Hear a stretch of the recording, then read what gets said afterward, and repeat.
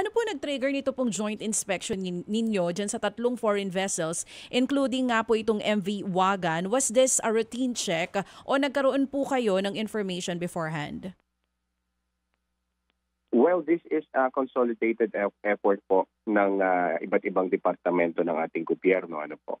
So kami po ay nag-usap-usap para po alamin kung ito pong mga vessels operating in the vicinity waters of Manila Bay is compliant with the set forth standard regulatory requirements ng ating pong pamahalaan. Oo. Pero Commander, ito nga po ba may tip po ba kayo na natanggap na posibleng ang may mga irregularidad dun po sa mga nakadaong na barko kaya nagkaroon ng joint inspection?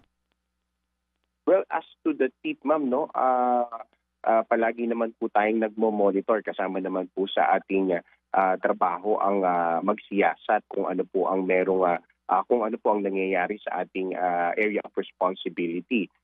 Kaya po tayo ay nakipag-ugnayan sa iba't ibang departamento kasama po dyan ang Department of Labor and Employment, Marina, Bureau of Immigration para nga po gawin itong ganitong joint inspection. Oo. Dito po sa MV Wagan 98, sir, na-establish po ba natin na meron talagang 8 Chinese crew na bumaba bago po yung inspeksyon? Ano pong kwento dito?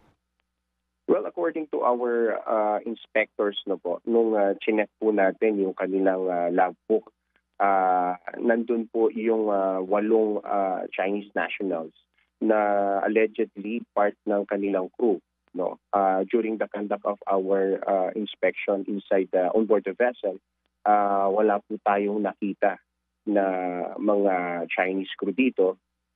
Datapwat na ang nakita lang po natin ay dun sa kanilang logbook, no. Pero ilan pong total na mga crew na meron po dito sa MV Wagan 98 at ano pa pong mga ibang nationality ang meron bukod sa Chinese? Well, Filipino lang po ang kasama na ating na-inspect dito sa Wagan 98. Meron pong 8 Chinese nationals na nandun po sa logbook nila. At sa kasalukuyan po tayo po ay patuloy na nakikipag-ugnayan dito po sa Marina at the same time po sa Department of Labor and Employment para po magbigay ng updates regarding po dun sa mga actions taken. Ito pong ating mga kasamahang ahensya.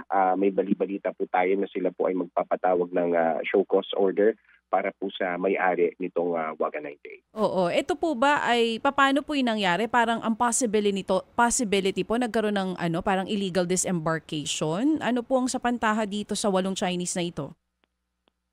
Well, until such time po na malinawan tayo based dito po sa gagawing show cause order ng mga na-mention po nating ahensya, doon po natin mapapag-alaman kung meron po ba talagang mga Chinese crew itong barkong Wagan 98. And then from there, saka po tayo mag-delineate ng mga possible legal actions taken po natin.